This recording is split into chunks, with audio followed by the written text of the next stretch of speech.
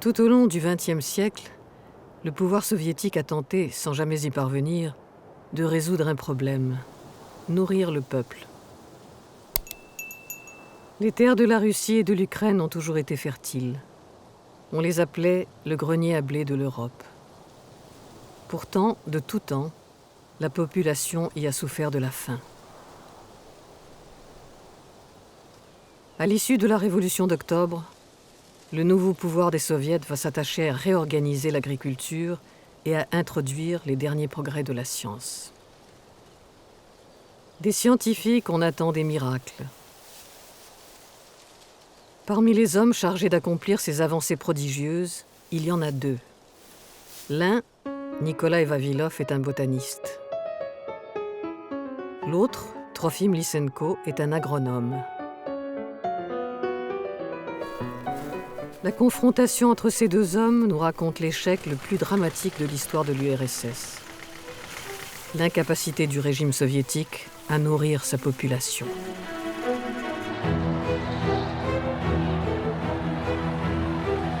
En 1917, alors que la Première Guerre mondiale a déjà dévasté le pays, la Russie plonge dans le chaos des révolutions. Les soldats russes reviennent du front et ce n'est pas la paix qui les attend, mais une autre guerre, la guerre civile.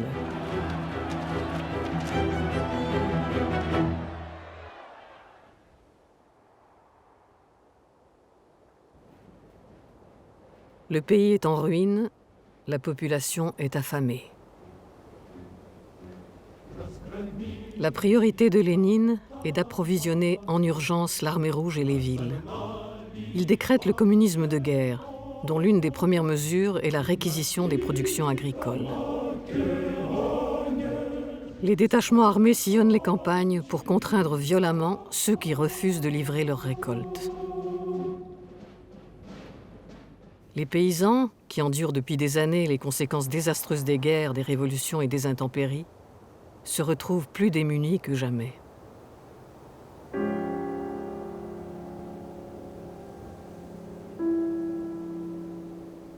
En 1921, la famine s'abat sur le pays. 40 millions de personnes souffrent de la faim. C'est la première grande famine qui touche le territoire de la Russie soviétique. Elle emporte avec elle plus de 5 millions de vies.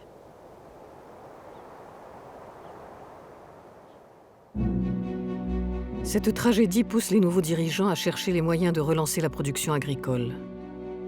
Trouver la solution pour que les paysans reprennent leur activité et que les rendements augmentent rapidement. Lénine ordonne aux députés des soviets d'agir en urgence.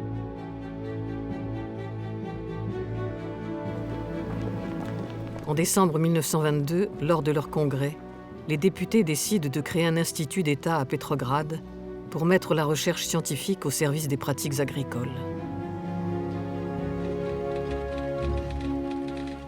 À cette époque, le scientifique capable de mener à bien ce gigantesque projet est le botaniste et généticien Nikolai Vavilov.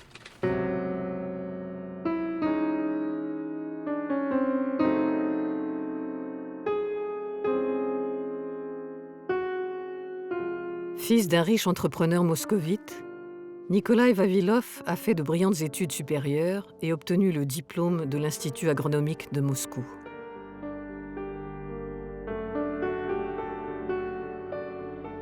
Avant la Première Guerre mondiale, à l'âge de 26 ans, il a arpenté pendant 2 ans l'Europe occidentale.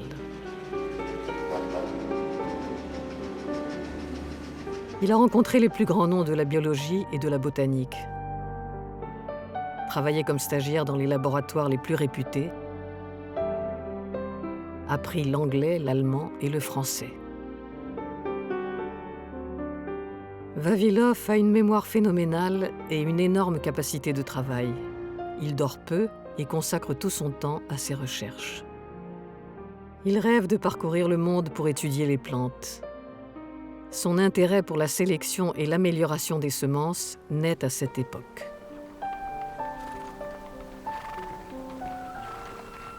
L'opiniâtre volonté du jeune chercheur donne ses résultats.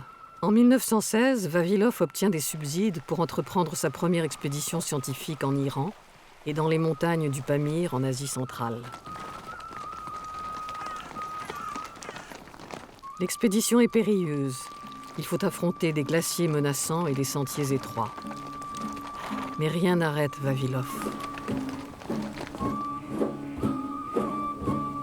À 2000 mètres d'altitude, il découvre une vallée qui regorge de blé. Ce blé dépasse nos espoirs les plus fous. Et il y a un seigle gigantesque, haut de plus de 1 mètre, avec des chaumes-tiges, de gros épis et de gros grains. Ce seigle extraordinaire est une plante endémique.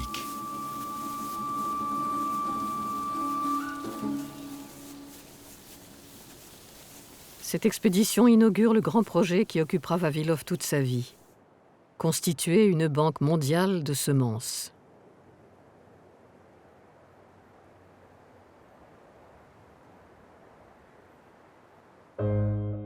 Vavilov parcourt les 5 continents. Des Caraïbes à l'Abyssinie, de la Chine au Maghreb en passant par l'Arabie et l'Afghanistan. Partout, il va tenter de comprendre l'histoire des plantes cultivées et de retrouver leurs formes ancestrales. Vavilov est un visionnaire.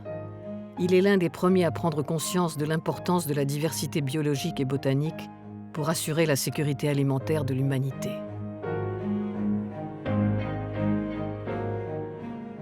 Depuis les 4 coins du monde, il envoie en Russie des dizaines de colis contenant des graines et des plantes recueillies en milieu sauvage comme dans des zones cultivées. La collection de Vavilov, sa collection mondiale comme il l'appelle, compte des dizaines de milliers de spécimens entreposés dans son institut à Petrograd et dans toutes ses stations expérimentales réparties sur le territoire du pays.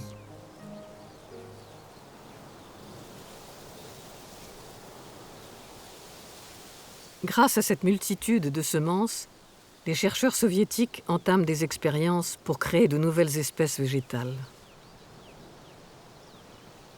Ces travaux demandent beaucoup de temps. Mais ce temps, le nouveau pouvoir ne l'a pas.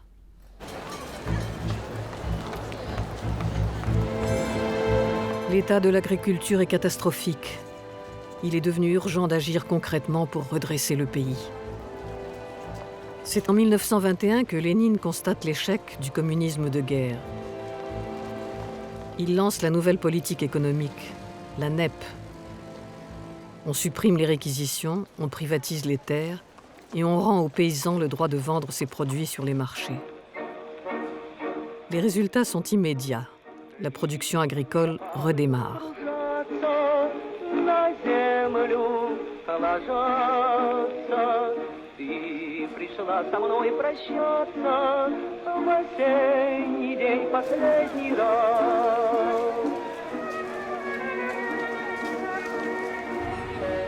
La Russie a néanmoins un besoin vital de blé pour ensemencer ses terres. Le gouvernement envoie Nikolai Vavilov aux États-Unis pour acheter aux entreprises américaines quelques tonnes de semences payées en or prélevées dans les réserves du jeune État soviétique. Durant ce voyage, Vavilov visite le laboratoire du célèbre généticien américain Thomas Hunt Morgan. Les travaux de Morgan sur les chromosomes et la transmission du patrimoine génétique passionnent Vavilov depuis quelques années. Morgan, lui, voit en Vavilov un jeune et brillant chercheur. À cette époque, la communauté scientifique mondiale connaît une véritable révolution avec l'émergence de la génétique. Vavilov est un fervent adepte de la génétique. Il est persuadé qu'elle peut faire progresser l'agriculture.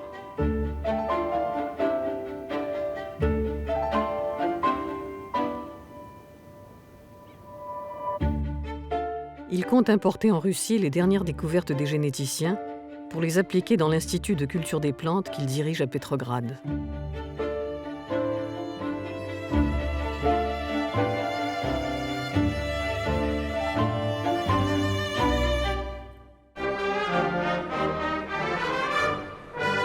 En 1925, le nouveau pouvoir fête en grande pompe les 200 ans de l'Académie des sciences de Russie.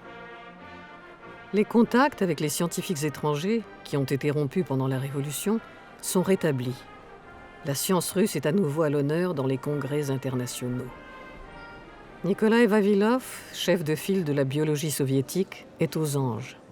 Il croit fermement en une science unique, globale, mondiale. Pour lui, la révolution scientifique s'inscrit pleinement dans la révolution communiste et l'accompagne. Sans la science, on ne peut construire le socialisme. Le travail de sélection des plantes, à grande échelle, commence avec la Révolution.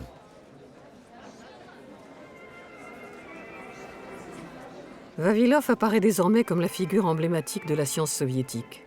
Il est une référence mondiale dans l'univers des recherches génétiques et botaniques. Et ses travaux sont reconnus par ses pairs dans le monde entier.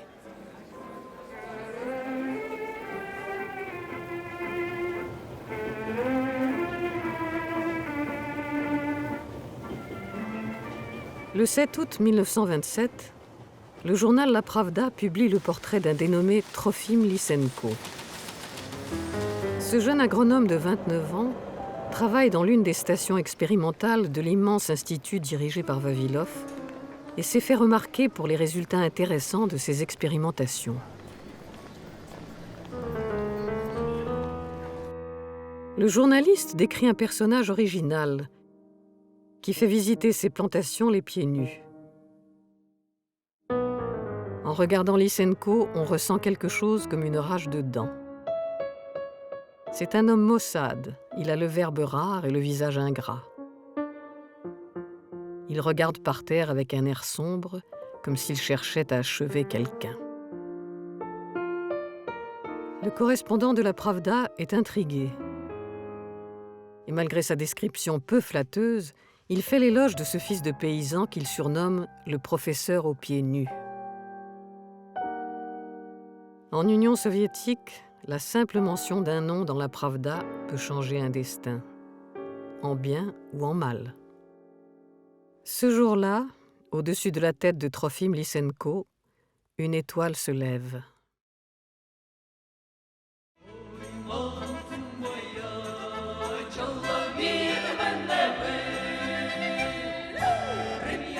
Trofim Lysenko est né en Ukraine au sein d'une famille de paysans pauvres. Il était le fils aîné et comme le veut la tradition, il a passé son enfance à aider son père dans les champs. À l'âge de 13 ans, il est allé à l'école du village où il a appris à lire et à écrire. Jeune, Lysenko avait un rêve, devenir agronome. Il a poursuivi ses études en apprenant l'horticulture, puis en suivant les cours de l'école agronomique de Kiev. L'article de la Pravda renforce la confiance de Lysenko en ses capacités de chercheur en agronomie. La même année, Lysenko annonce sa première trouvaille, la vernalisation. C'est une méthode qui consiste à planter au printemps les blés d'hiver. Pour déclencher la croissance des semences, on les humidifie et on les soumet à un traitement au froid. Lysenko prétend que la vernalisation permettra de multiplier les récoltes par 3. Au moment où Lysenko commence à faire parler de lui, la politique agricole soviétique est en pleine mutation. En 1929, Staline met fin à la NEP et proclame le Grand Tournant. De fait, la nouvelle politique économique lancée par Lénine est très mal vue par l'aile gauche du Parti communiste. On dit que Staline, en pensant aux paysans qui s'enrichissent sur leurs terres privatisées, n'endort pas la nuit. Staline lance donc la collectivisation totale et forcée de l'agriculture et décrète la création des kolkhozes et des sovkhozes, immenses fermes d'État appelées à remplacer toutes les petites exploitations.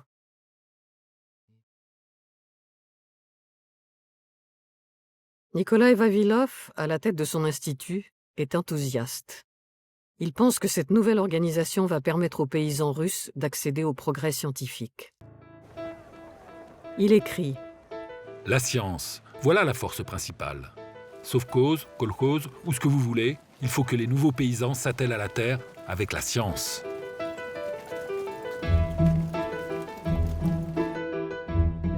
La pression des politiques sur les sélectionneurs et les chercheurs en agrobiologie se fait de plus en plus forte. On exige d'eux des résultats rapides pour augmenter les rendements. Dans ce contexte, la personnalité de Trofim Lysenko séduit les dirigeants. C'est l'homme prodige qui promet de multiplier les récoltes grâce à sa fameuse découverte, la vernalisation. La mise en œuvre de cette découverte jouera un rôle primordial dans notre développement, annonce le communiqué du commissariat à l'agriculture.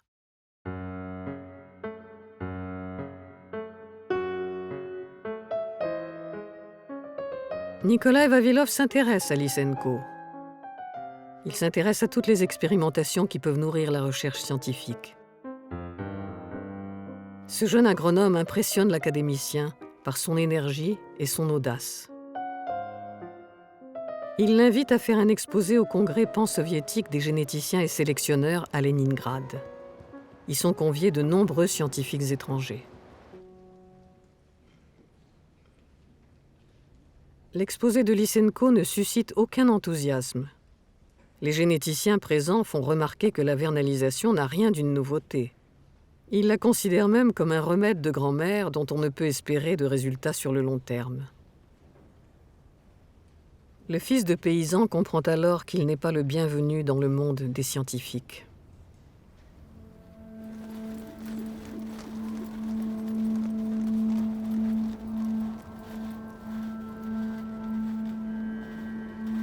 Dans les campagnes, les premiers effets de la collectivisation forcée commencent à se faire sentir.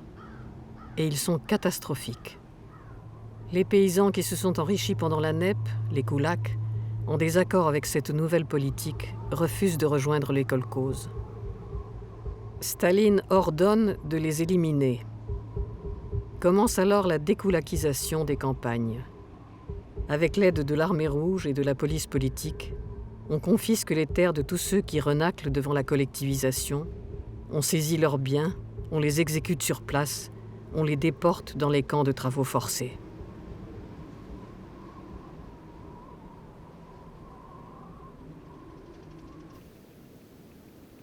En 1932, la terrible famine refait son apparition. L'Ukraine, la Biélorussie, le Caucase du Nord, le Kazakhstan, l'Oural, la Sibérie occidentale. Tous les territoires de l'URSS sont touchés. Cette fois, plus de 60 millions de personnes ont faim. Cette nouvelle grande famine fera entre 6 et 8 millions de morts. Conséquence directe de la collectivisation forcée, elle est complètement occultée par le régime. Staline cherche des coupables à incriminer. Qui a échoué à créer des semences résistantes aux intempéries? Qui est incapable d'augmenter les rendements? Pour lui, les responsables sont les scientifiques. Une vague d'arrestations déferle alors sur les biologistes et les agronomes.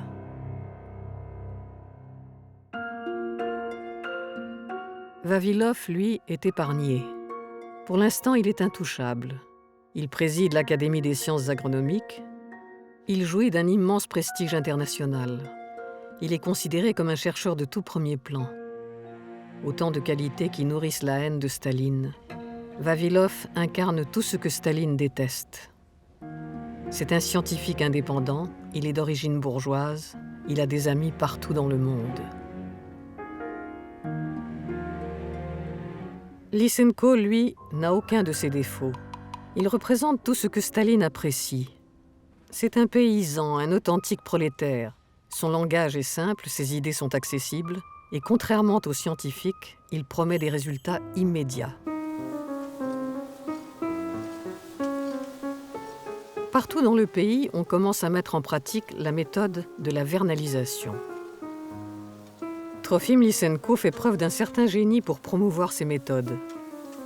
Il envoie régulièrement des communiqués aux journaux et aux autorités politiques pour les tenir informés des résultats de son travail.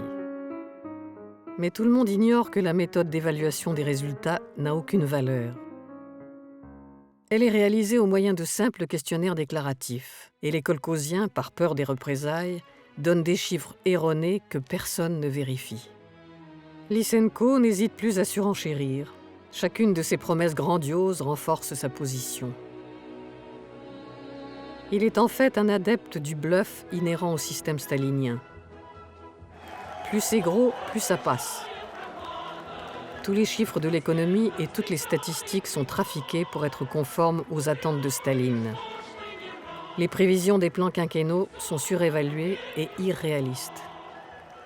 C'est l'époque où l'on crée de toutes pièces des mythologies héroïques, comme le fameux stakhanovisme, du nom du mineur Stakhanov, qui, selon la légende, aurait multiplié par 14 la quantité de charbon extraite en une journée. Чем объяснить, что стахановское движение оказалось таким назревшим? Таковы причины того, что оно так объяло все отрасли нашего хозяйства, все районы и области нашей великой страны. Какие причины? Их много, этих самых причин. Можно было бы указать несколько. Во-первых, жить стало лучше, товарищи. Жить стало веселее.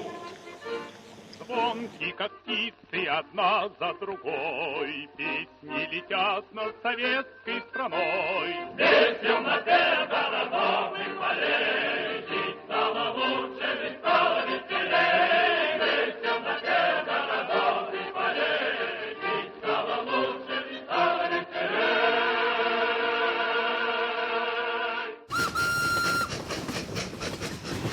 En août 1932, Nikolai Vavilov se prépare pour un voyage aux États-Unis, à Ithaca, où se tient le 6e congrès international des généticiens dont il est le vice-président. Vavilov pense que c'est là une excellente occasion de promouvoir les travaux de Lysenko à l'étranger. Avec l'accord du commissariat à l'agriculture, il invite donc l'agronome à faire partie de la délégation soviétique. Mais Lysenko refuse. Il ne parle aucune langue étrangère, il ne se sent pas à l'aise dans un environnement académique. Au Congrès, dans son discours sur le succès de la biologie soviétique, Vavilov déclare « L'extraordinaire découverte de Trofim Lysenko ouvre des possibilités immenses et inattendues aux agriculteurs et généticiens du monde. »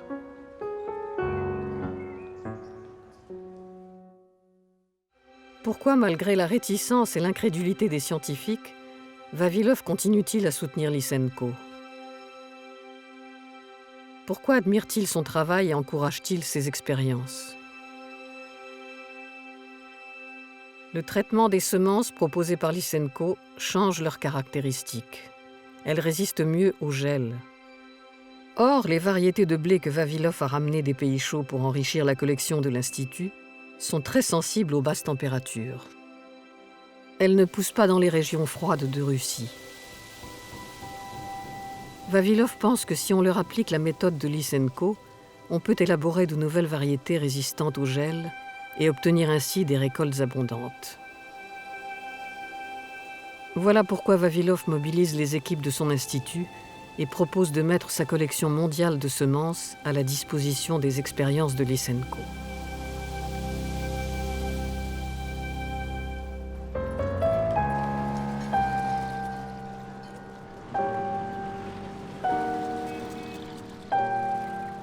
Un homme va propulser la carrière de Lysenko vers les sommets.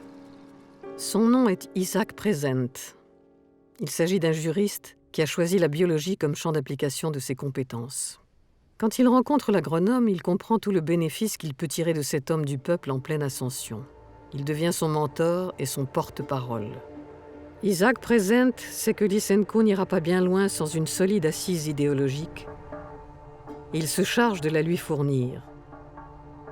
Pour propulser la carrière de Lysenko, il faut que ses théories soient conformes à l'idéologie marxiste-léniniste.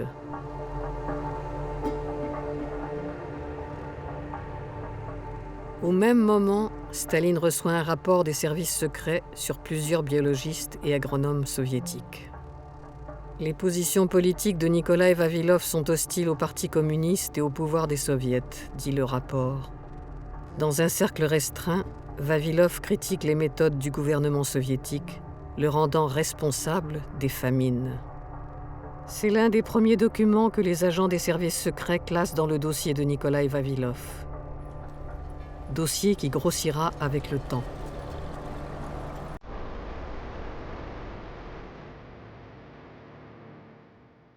Le 15 février 1935 à Moscou se tient le 2e congrès des kolkhoziens modèles. Lysenko est invité à prononcer un discours. Il monte à la tribune, regarde la salle. Derrière lui siège tout le gratin du pouvoir soviétique, le camarade Staline en tête. Son discours devait porter sur la vernalisation. Il prend soudain une toute autre tournure, directement inspiré par Isaac Prezent. Les koulaks parasites existent dans les kolkhozes, mais pas uniquement. Vous, les kolkhoziens, vous savez les reconnaître. Mais dans le milieu des scientifiques, il existe aussi des koulaks parasites. Ils sont tout aussi dangereux. Pour défendre la vernalisation auprès de ces pseudo-savants, il ne faut pas hésiter à verser le sang et à porter des coups. L'ennemi de classe est toujours un ennemi, qu'il soit scientifique ou pas. Недавно, товарищи, я пожалел, и довольно искренне пожалел, своих кровных врагов, которые на крайнем шагу и теперь боятся палку ставить. Это буржуазных ученых. À cet instant, son discours est interrompu. Quelqu'un s'écrie « Bravo, camarade Lysenko, bravo !» C'est la voix de Staline qui se lève et se met à applaudir. Une seconde plus tard, une formidable ovation emplit la salle du palais du Kremlin. Le discours de Lysenko est conforme à la ligne du parti. À cette époque, en URSS, toute activité humaine, quelle que soit sa nature, doit se faire au nom de l'idéal communiste. Sculpter, écrire, jouer aux échecs, tout.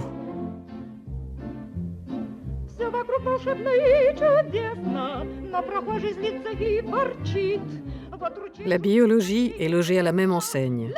Le débat scientifique se transforme en débat politique. Au cœur de ce débat se trouve la théorie de l'hérédité.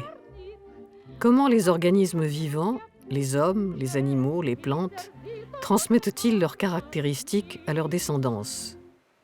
Peut-on transformer l'individu durant sa vie et le rendre meilleur, plus beau, plus résistant, plus obéissant? Et si oui, comment? Les généticiens formels, les adversaires de Trofim Lysenko et Isaac Prezent, affirment que les caractéristiques des organismes vivants se transmettent par des gènes et que ce sont les chromosomes qui jouent le rôle de support physique de l'hérédité. Les gènes des organismes vivants restent stables, ils ne changent pas, même si leur environnement change. En revanche, Lysenko et ses partisans rejettent l'existence des chromosomes. Ils proclament que les caractéristiques des organismes vivants changent en fonction du contexte environnemental et se transmettent à la descendance. Cette théorie ne repose sur aucune donnée scientifique.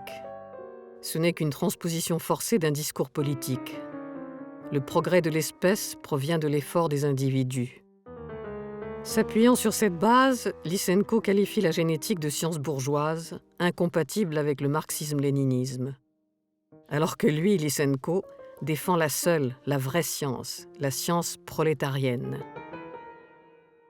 Cette vision de la science convient parfaitement à Staline.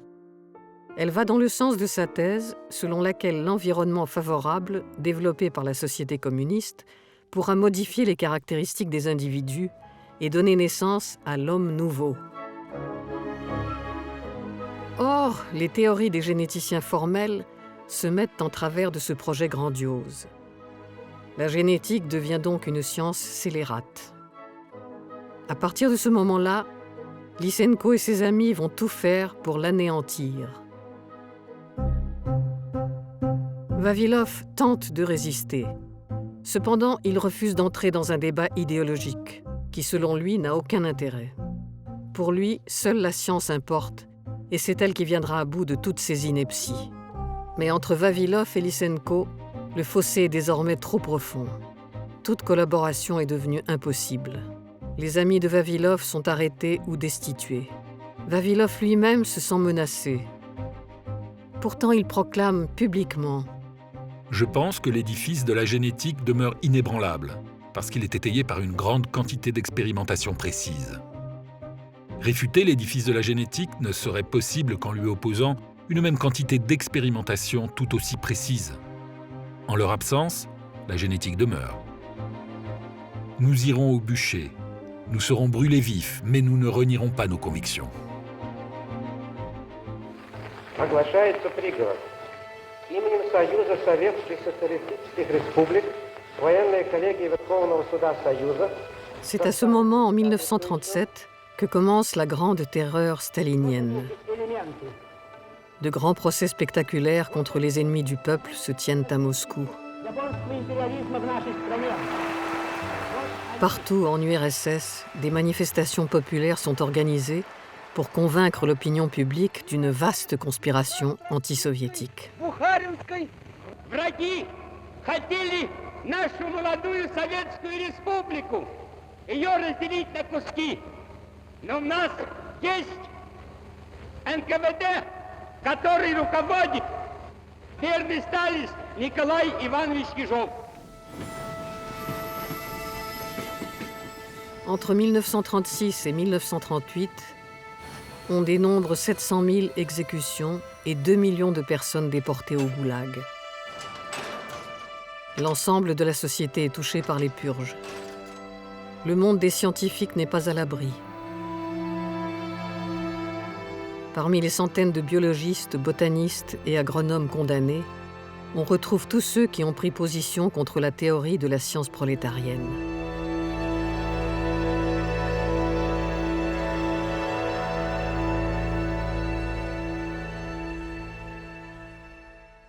Alors que Vavilov est de plus en plus isolé, Lysenko, lui, est en pleine ascension. Il est nommé président de l'Académie des sciences agronomiques. Il a désormais un accès privilégié au Kremlin. Il persuade Staline que Vavilov constitue une entrave pour l'agriculture socialiste. Le 20 novembre 1939, Staline convoque Nikolaï Vavilov au Kremlin à 10 h du soir.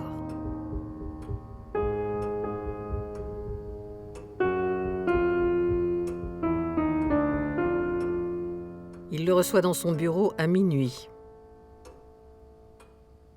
Il ne propose pas à Vavilov de s'asseoir. « Camarade Vavilov, allez-vous continuer longtemps à vous occuper des petites fleurs et autres fariboles ? Qui va s'occuper d'augmenter les rendements agricoles ?» demande Staline. Vavilov tente de se justifier en expliquant le travail titanesque qu'est en train d'effectuer son institut. Staline fait les 100 pas, la pipe à la main. Il coupe la parole à Vavilov. « C'est tout ce que vous avez à dire ? Vous pouvez disposer. » C'est la dernière entrevue entre les deux hommes.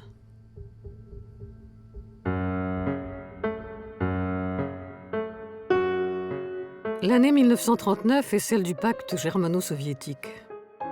Ribbentrop, le ministre des Affaires étrangères du Reich, vient à Moscou pour signer cet accord de non-agression entre les deux puissances. Le pacte déclenche un véritable partage de l'Europe orientale entre l'URSS et l'Allemagne nazie. Il permet à l'URSS d'annexer plusieurs territoires, dont l'ouest de l'Ukraine.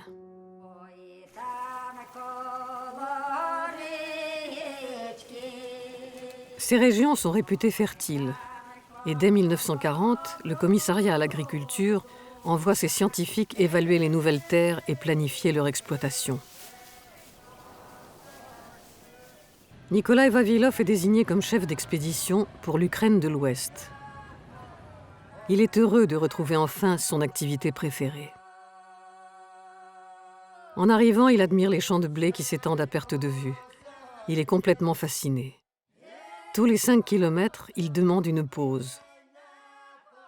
Sans attendre l'arrêt de la voiture, il court vers les champs pour remplir des petits sacs en tissu d'échantillons de blé, d'orge et d'avoine.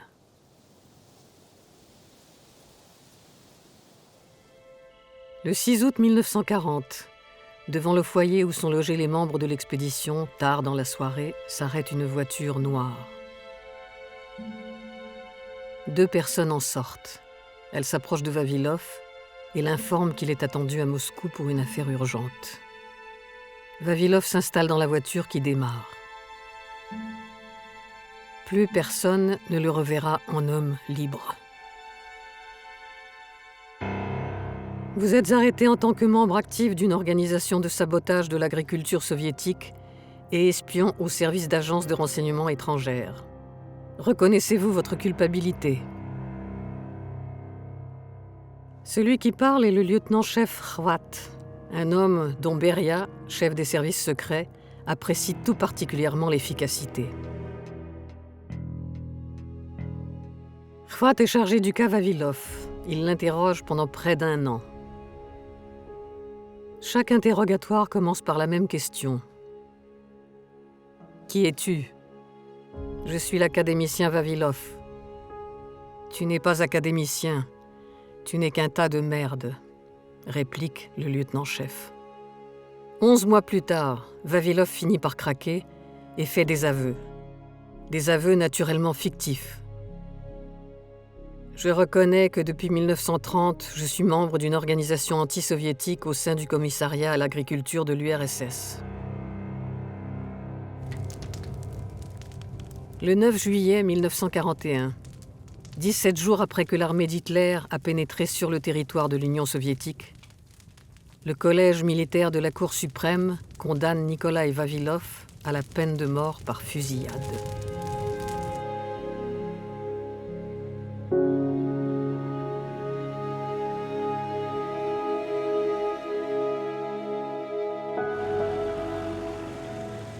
Le 14 octobre, les Allemands sont aux portes de Moscou.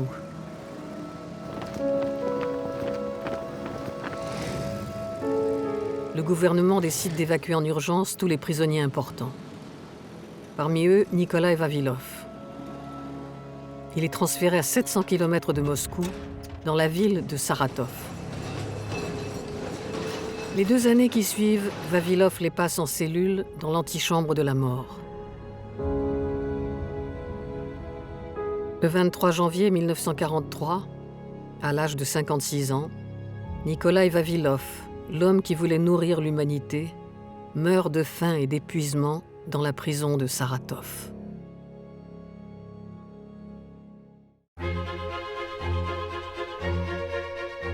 La guerre relègue les débats scientifiques au second plan. Toutes les énergies sont mobilisées pour la défense du pays. L'occupation par les Allemands d'un immense territoire agricole aggrave la situation déjà désastreuse de l'agriculture soviétique. Pendant que les hommes sont au front, les femmes, les enfants et les vieillards tentent de survivre sur les terres dévastées. Partout, les ressources manquent et la famine refait son apparition, surtout dans les campagnes. Dans les villes, on décide de recréer des petits potagers privés, des sortes de jardins ouvriers, pour lutter contre la pénurie. On y cultive principalement la pomme de terre. C'est dans ces moments que le talent de Lysenko se révèle efficace. L'agronome fait ressusciter une méthode ancestrale de culture de la pomme de terre qui consiste à ne planter que la partie contenant les germes.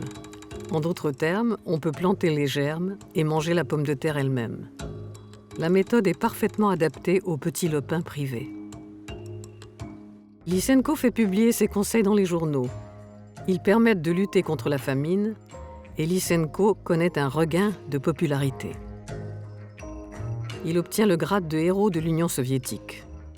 Une médaille de plus à sa boutonnière.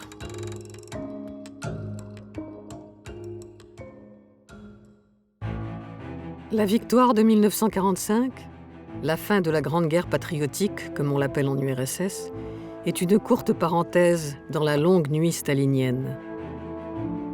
Les Alliés se parlent, de part et d'autre du rideau de fer, les scientifiques se remettent à communiquer. Les échanges reprennent. Les chercheurs étrangers qui viennent en URSS commencent à poser des questions. Où est passé le grand Nikolai Vavilov ? Personne n'est en mesure de leur répondre.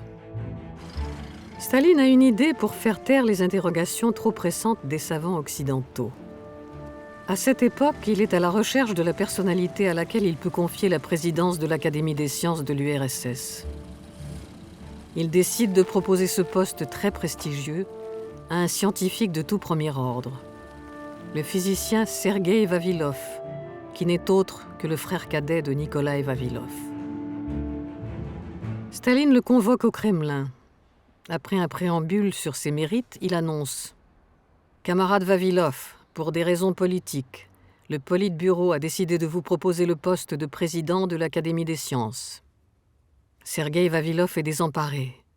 Staline n'attend pas sa réponse, il ajoute « Avez-vous une demande à formuler auprès du gouvernement soviétique ?» Sergueï Vavilov hésite, puis il se lance. « Camarade Staline, j'aimerais avoir des nouvelles de mon frère Nikolaï. » Staline décroche son téléphone et après une courte conversation, il prononce ces quelques mots en regardant Sergueï Vavilov dans les yeux. « Quand je pense qu'ils ont anéanti un savant d'une telle envergure. »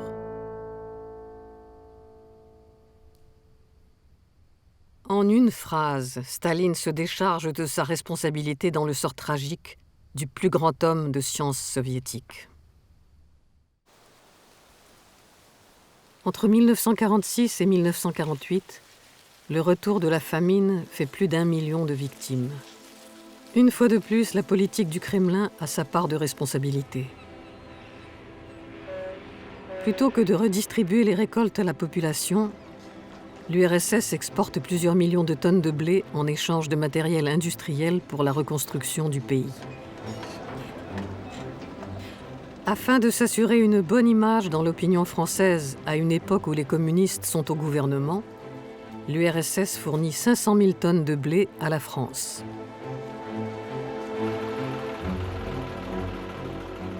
Par ailleurs, en ce début de guerre froide et dans la crainte d'un nouveau conflit armé, l'URSS stocke des millions de tonnes de blé.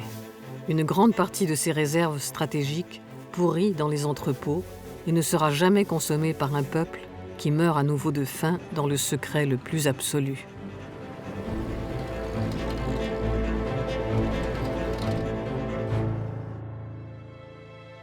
Staline convoque Lysenko au Kremlin pour parler de la situation de l'agriculture.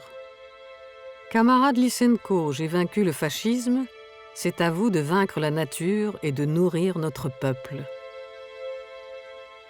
Lysenko répond qu'il peut résoudre les problèmes dans un délai record. À la condition d'être débarrassé, dit-il, de ces généticiens qui ne cessent de se prosterner devant l'Occident. Camarade Staline, les gènes n'existent pas. C'est un mythe inventé par les idéalistes. Qu'est-ce que ce gène exactement? Qui l'a vu? Qui l'a touché? Qui l'a goûté? Staline sait que Lysenko est contesté par les défenseurs de la génétique. Il lui demande de réaffirmer son autorité lors d'une session extraordinaire de l'Académie des sciences agronomiques.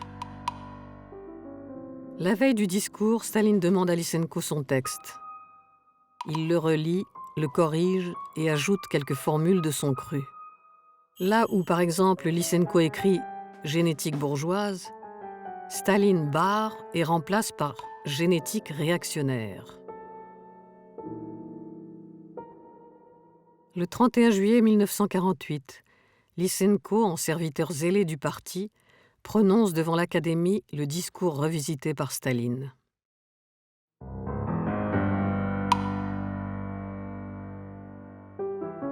Ce jour-là, en URSS, la génétique a cessé d'exister. Ce jour-là, Trofim Lysenko est confirmé comme maître incontesté de l'agronomie soviétique. Un mois plus tard, on le décore de l'ordre de Lénine et on fête en grande pompe ses 50 ans. Ironie du sort, c'est Sergueï Vavilov, le frère de Nikolaï, qui prononce le discours inaugural présentant Lysenko comme un scientifique hors pair.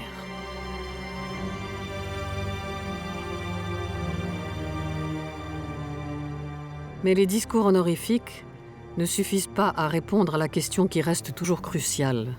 Comment nourrir le peuple? La sécheresse constitue un problème majeur pour l'agriculture. Staline, qui se prend pour un scientifique, est persuadé que si l'on en vient à bout, on va enfin pouvoir remplir les greniers du pays. il imagine un projet baptisé « Le grand plan de modification de la nature ». Il s'agit de créer d'immenses zones forestières pour arrêter les vents qui dessèchent la steppe.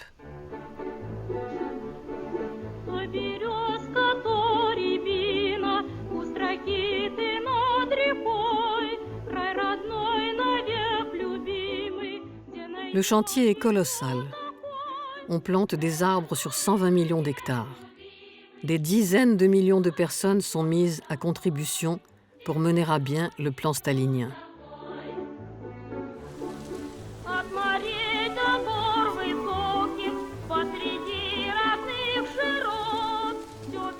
Pour ce faire, Staline a un allié, Lysenko. L'agronome sort de son chapeau une méthode de son cru. Il s'agit de planter les arbres les uns à côté des autres, en groupes très serrés, afin d'accélérer leur pousse. Les kolkhosiens sont ainsi contraints d'abandonner leur technique ancestrale.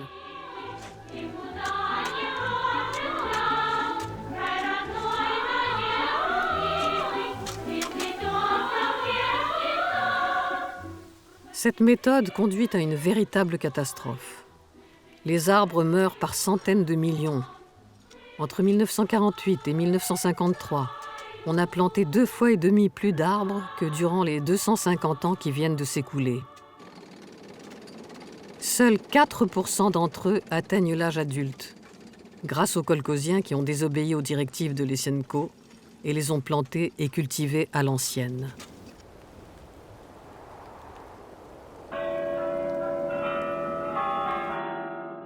Говорит Москва. Дорогие товарищи и друзья. Le 5 mars 1953, Staline meurt.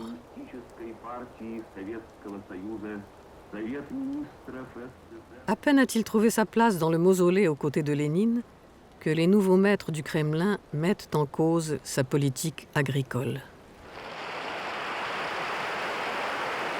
Moins de 2 ans plus tard, quand Nikita Khrouchtchev prend seul la tête du parti et de l'État, pour la première fois, on révèle l'existence de la famine des années d'après-guerre, les cas de cannibalisme, on évoque librement la pénurie de céréales, les récoltes insuffisantes. Alors Khrouchtchev, tout comme Staline l'a fait avant lui, lance le pays dans toutes sortes de programmes gigantesques qu'il a lui-même concoctés. Il s'attaque aux immenses étendues de terre vierge au Kazakhstan et en Sibérie. Il annonce que l'agriculture doit tout miser sur le maïs. « Je suis Monsieur Maïs », aime-t-il répéter à qui veut l'entendre. Mais la chose est plus facile à dire qu'à faire, car les semences hybrides de maïs manquent cruellement. La génétique ayant été anéantie, il n'y a plus personne pour les obtenir.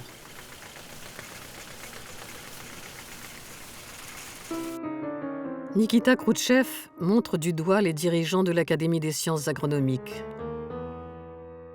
Trofim Lysenko vacille sur son piédestal. En avril 1956, il est officiellement déchargé de ses fonctions de président de cette académie.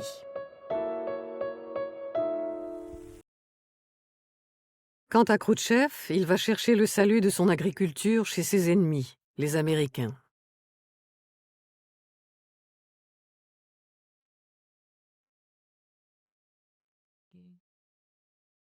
En effet, Khrouchtchev est fasciné par les succès obtenus par un fermier américain du nom de Roswell Garst.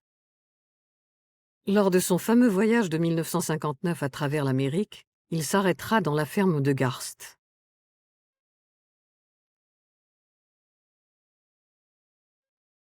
Sous les regards des caméras du monde entier, il s'extasie devant les résultats impressionnants des cultures du fermier de l'Iowa et s'écrie « Pourquoi on n'aurait pas la même chose chez nous ?»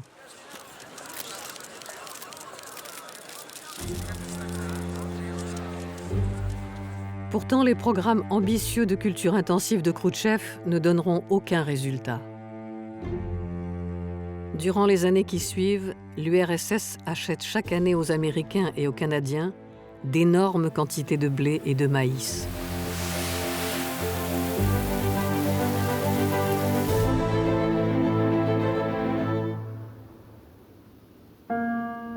Et c'est alors que le coriace Trofim Lysenko, qui cherche par tous les moyens à se rapprocher du nouveau pouvoir, refait surface. Il invite Khrouchtchev dans sa station expérimentale et lui montre les résultats de sa nouvelle trouvaille, un engrais miraculeux d'un genre inédit qui augmente le rendement des céréales. Le chef du Kremlin est impressionné. Lysenko retrouve grâce aux yeux du parti. Mais l'agronomie soviétique, elle, ne retrouvera pas le chemin du succès. Le retard accumulé pendant toutes les années de la mainmise de Lysenko ne sera jamais rattrapé.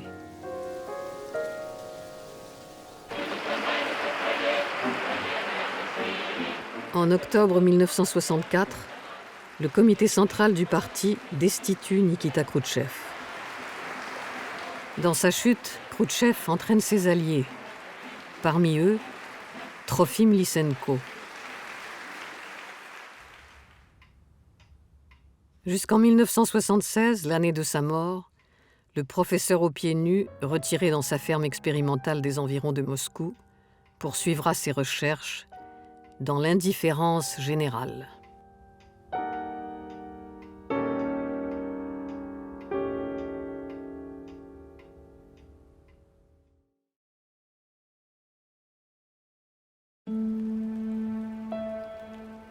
Pendant la Deuxième Guerre mondiale, tandis que Nikolaï Vavilov mourait de faim dans la prison de Saratov, la ville de Léningrad subissait un terrible blocus.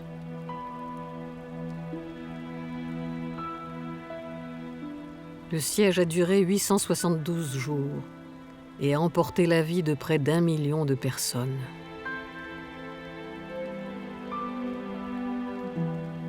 Sur la place de Saint-Isaac, l'Institut de culture des plantes créé par Vavilov abritait plusieurs tonnes de graines, de noix et de tubercules amassées par le botaniste dans ses expéditions à travers le monde. 13 scientifiques de l'Institut ont préféré mourir de faim plutôt que de toucher à la collection mondiale de Vavilov. Aujourd'hui, cette formidable banque de semences compte plus de 325 000 spécimens de végétaux. C'est un trésor de la biodiversité dont Nikolaï Vavilov rêvait qu'il permette un jour de nourrir l'humanité.